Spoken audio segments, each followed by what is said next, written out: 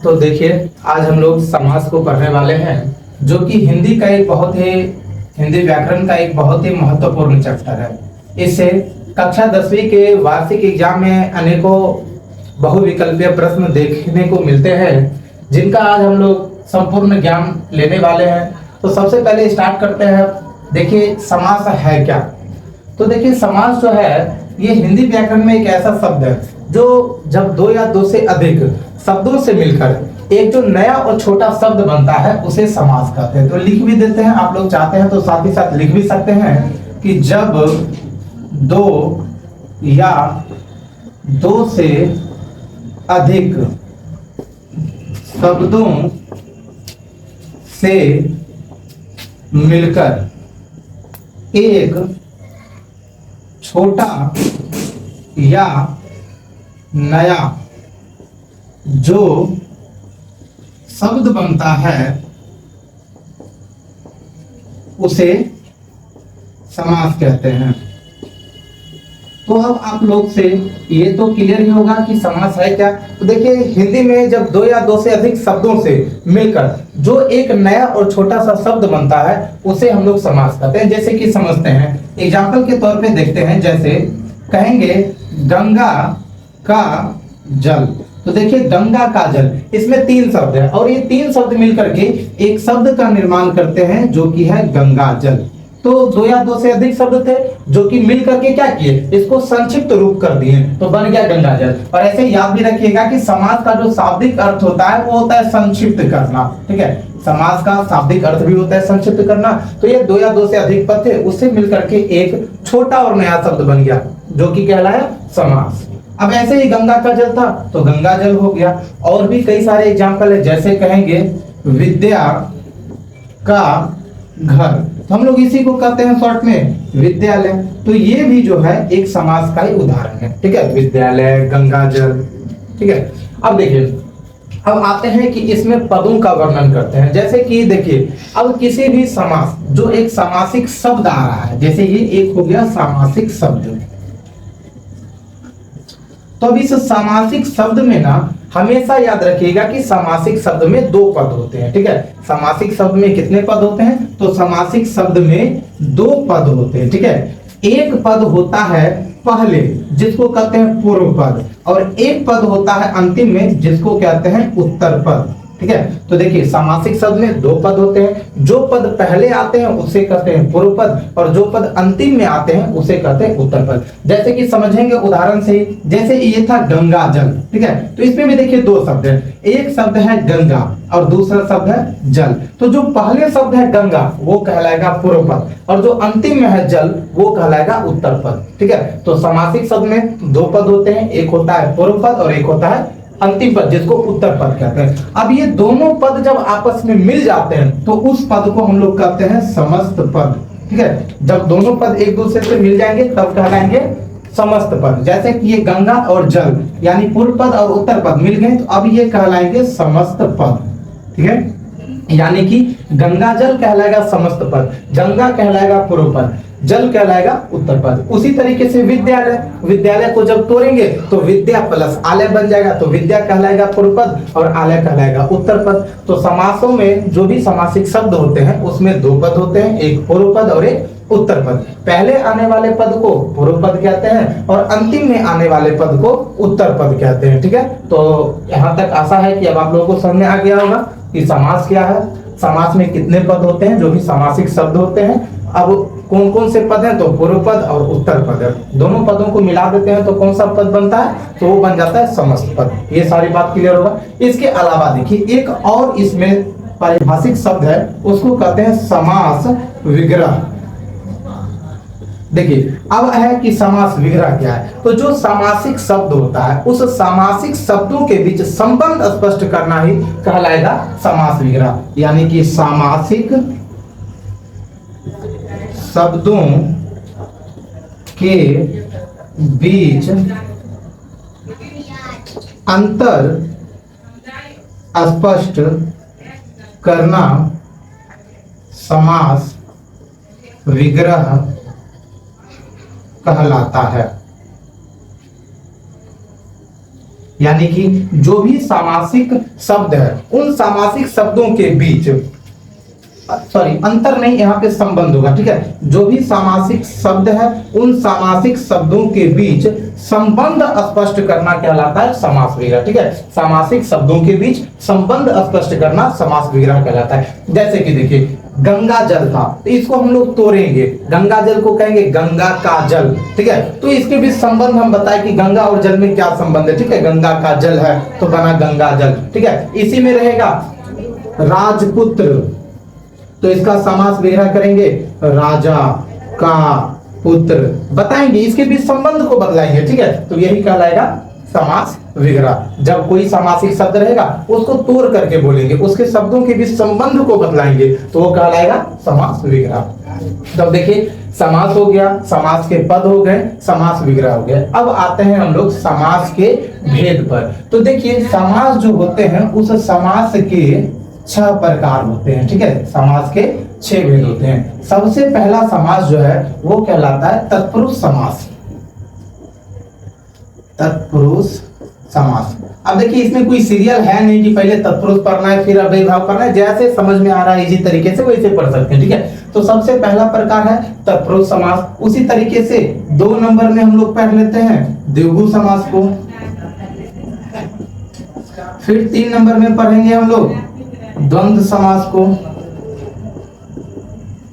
फिर 4 नंबर में हम लोग पढ़ेंगे बहुव्रीहि समास को, फिर 5 नंबर में पढ़ लेते हैं हम लोग अव्ययी भाव समास को,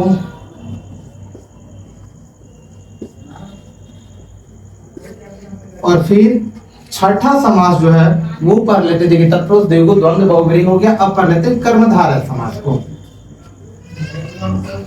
तो देखिए यही मुख्य 6 समास है जिन समासों के प्रकारों के बारे में कक्षा 10वीं के वार्षिक एग्जाम में ऑब्जेक्टिव के रूप में बहुविकल्पीय प्रश्न के रूप में क्वेश्चन दे रखा है, देता है, ठीक है। जैसे कि तत्पुरुष समास हो गया, द्विगु समास हो गया, द्वंद्व समास, बहुव्रीहि समास, अव्ययी भाव समास और कर्मधारय समास। ये समास के 6 प्रकार हैं, तत्पुरुष समास, द्विगु समास, द्वंद्व समास, बहुव्रीहि समास, अव्ययी भाव समास और कर्मधारय समास। तो देखिए अब बारी बारी से 6 का अध्ययन कर लेते हैं। सबसे पहला जो है वो है तत्पुरुष समास। देखिए परिभाषा तो आजकल पूछता नहीं है एग्जाम में, हम लोगों का केवल एकमात्र उद्देश्य होता है कि 10वीं के जो भी बच्चे हैं उनको ये तरीका पता हो जाए कि तत्पुरुष समास पहचानते कैसे हैं, क्योंकि ऑब्जेक्टिव के तौर पे जो भी बहुविकल्पीय प्रश्न रहेगा उसमें आप लोगों को पहचानना रहेगा कि कह देगा जैसे निम्नलिखित में से तत्पुरुष समास कौन है, या कोई वर्ड लिख दे देगा हिंदी का, कोई सामासिक शब्द लिख देगा और कहेगा बताइए कि ये कौन सा समास है, ठीक है। 4 ऑप्शन मिलेंगे, चारों से टिक करना है। तो हम लोग आज इसके पूरे तरीके को जानते हैं कि आखिर ये तत्पुरुष समास है क्या। तो देखिए तत्पुरुष समास को पहचानने का एक आसान सा तरीका है कि ऐसा कोई भी सामासिक शब्द मिलेगा जिसका समास विग्रह करेंगे, यानी कि उसके शब्दों के बीच संबंध को जब स्पष्ट करेंगे ना तो उसके बीच में आएगा कारक का चिन्ह, ठीक है। उसके बीच में आएगा कारक चिन्ह। अब आप लोग कारक चिन्ह से तो परिचित ही होंगे कि कारक चिन्ह होता क्या है। संस्कृत व्याकरण में अनेक बार कारक चिन्ह का इस्तेमाल होता है अनुवाद बनाने में, और ऐसे भी यूज करते हैं हम लोग। तो देखिए कारक चिन्ह, ऐसे तो कारक में हम लोग 8 चिन्ह पढ़ते हैं। कर्ता ने कर्म को करण से, संप्रदान तो के लिए, अपादान से, संबंध का ते की, अधिकरण में पर संबोधन हे रहेगी। किंतु यहाँ पे जब तत्पुरुष समास में पढ़ते हैं ना तो इसमें कर्ता ने ये वाला नहीं होता है, और एक संबोधन हे, अरे, अगे, ये वाला सब नहीं होता है। तो तत्पुरुष समास के अगर पूछे कि प्रकार, तो यहां से ध्यान दीजिए 8 था कारक चिन्ह जिसमें से 2 को नहीं हो रहा है, यानी कि कुल बचा 6। तो तत्पुरुष समास में अब 6 ही, अब कर्ता को छोड़ देंगे और संबोधन को छोड़ देंगे, कर्म से स्टार्ट करेंगे और अधिकरण तक जाएंगे, वो सब जितना होता है। इस प्रकार से तत्पुरुष समास के भी 6 भेद हो जाते हैं। जैसे कि हम लोग कह सकते हैं कर्म तत्पुरुष समास, करण तत्पुरुष समास, संप्रदान तत्पुरुष समास, ऐसे करके हम लोग आगे बढ़ा सकते हैं इसको, ठीक है, 6 करके। तो तत्पुरुष समास के भी कितने, तो 6 भेद बोल सकते हो, ठीक है। अब वो पहचानेंगे कि कैसे किसका है, तो कारक के चिन्ह के हिसाब से हम लोग उसको पहचान सकते हैं। तो तत्पुरुष समास पहचानेंगे कैसे, तो फिर से सुनिए, तत्पुरुष समास का जब समास विग्रह करते हैं तो इसके बीच कारक चिन्ह आता है, ठीक है, और उस कारक चिन्ह के माध्यम से हम लोग पहचानते हैं कि कौन सा ये समास है। अब जैसे देखिए, इसका एक एग्जांपल लेते हैं तत्पुरुष समास का, गंगा जल। तो देखिए इसको जब हम लोग तोड़ेंगे ना तो आएगा गंगा का जल।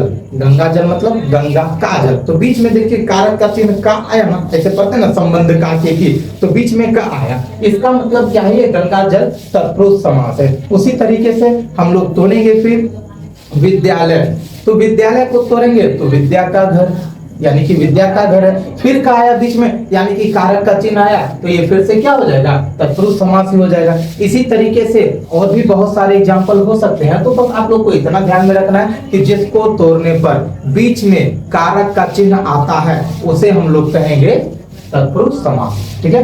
अब आते हैं दूसरे पे, दूसरा है द्विगु समास। देखिए द्विगु समास जो होता है ना, इसको भी पहचानने का एक तरीका है कि द्विगु समास जो होगा उसका जो शुरुआती होगा, यानी 2 पद होंगे, तो एक पूर्व पद और एक अंतिम पद। तो द्विगु समास का जो होगा पूर्व पद जो होता है वो संख्यावाचक होता है, यानी कि पहला पद 1 नंबर रहेगा, ठीक है। जैसे कि हम लोग एग्जांपल में इसमें देख लेते हैं, त्रिनेत्र, त्रिभुवन, ठीक है, त्रिनेत्र हो गया, त्रिभुवन हो गया, चौराहा।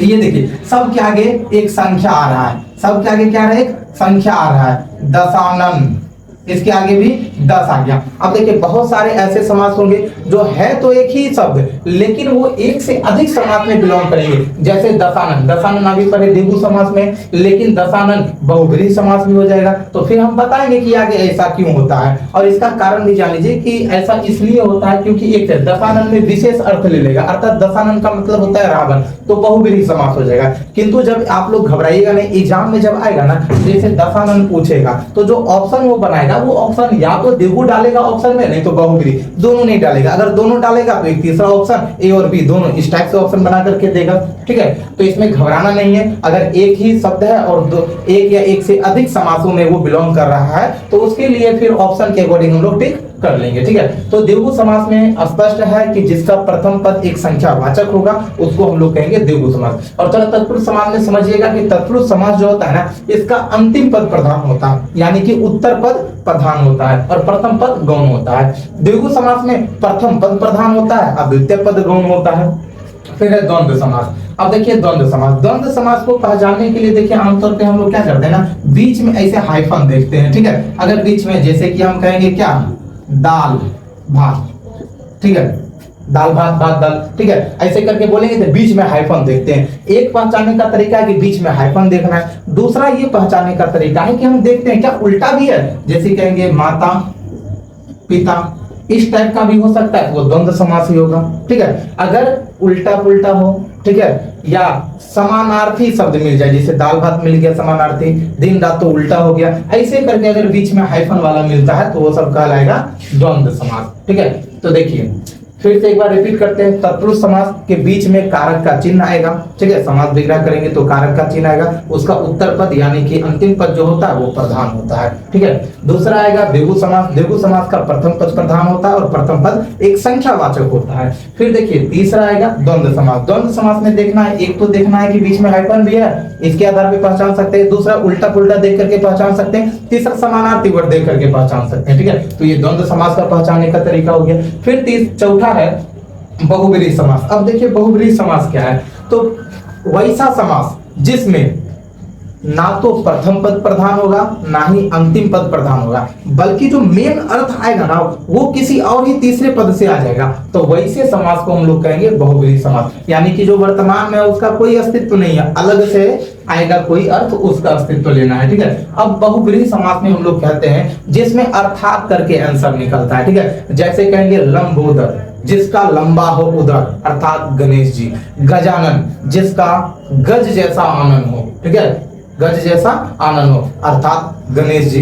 नीलकंठ, जिसका नीला हो कंठ, अर्थात महादेव जी अर्थात शिव जी, वीणा पानी जिसके हाथों में हो वीणा अर्थात सरस्वती जी। इस प्रकार से हम लोग पहचानते हैं कि जब कभी विशेष अर्थ ग्रहण करता है ना, यानी कि अपना वाला ना तो प्रथम पद लेंगे ना ही अंतिम पद लेंगे, एक विशेष अर्थ को ग्रहण कर लेंगे, उसको हम लोग कहते हैं बहुव्रीहि समास। जैसे हम लिख देते हैं, एक तो गजानन हो गया, दशानन भी हो गया, फिर मान लीजिए लंबोदर लिख देते हैं, ये भी हो सकता है, ठीक है। तो इस प्रकार के जो भी वर्ड आएंगे, वीणा पानी हो गए, इस प्रकार के जो भी वर्ड आएंगे ये सारे के सारे बहुव्रीहि समास कहलाते हैं, ठीक है। अब पांचवें समास पे आते हैं, उसका नाम है अव्ययी भाव समास। देखिए अव्ययी भाव समास और भी काफी ज्यादा पहचानने में आसान है, क्योंकि जो अव्ययी भाव समास होते हैं ना, इसका प्रथम पद अव्यय होता है, ठीक है। इसका प्रथम पद क्या होगा?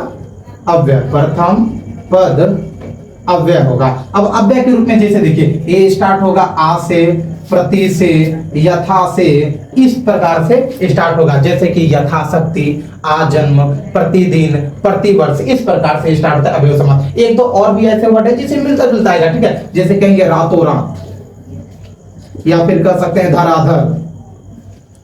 तो ये सभी वर्ड जो है अव्यय भाव समास का ही है, ठीक है। तो अव्यय भाव समास का प्रथम पद जो होता है अव्यय होता है। जैसे कि आ प्रति, आ से आजन्म हो गया, आमरण हो गया, प्रति से प्रतिदिन, प्रतिवर्ष हो गया, प्रत्येक हो गया, यथा में हो गया, यथाशक्ति हो गया, यथेच्छा हो गया, ठीक है। इस प्रकार से हम लोग अव्यय भाव समास को पहचान सकते हैं। फिर इसका छठा समास है कर्मधारय समास। अब देखिए कर्मधारय समास, इसमें एक चीज याद रखिए, इसमें जो होता है ना वो विशेषण विशेष आता है, ठीक है। विशेषण विशेष। अब देखिए विशेषण विशेष से कहिएगा पहचानने कैसे, तो विशेषण मतलब जैसे कहेंगे कि यह काला कुत्ता है, तो कुत्ता के आगे लग गया काला, एक स्पेसिफिक वर्ड लग गया। जैसे वो कुत्ता डिफाइन हो रहा है कि कुत्ता है कैसा, तो काला है, यानी कि कुत्ता की वो विशेषता को बतला रहा है। उसी तरीके से अगर किसी का विशेषण विशेषता को बतलाएगा तो वर्ड कहलाता है विशेषण, और जिसका विशेषता बतला रहा होता है वो कहलाता है विशेषण। जैसे यह कुत्ता काला है तो कुत्ता हो गया विशेषण, सॉरी काला हो गया विशेषण और कुत्ता हो गया विशेषण। उसी तरीके से इसमें क्या होगा, या तो विशेषण विशेष आएगा वर्ड, नहीं तो उपमा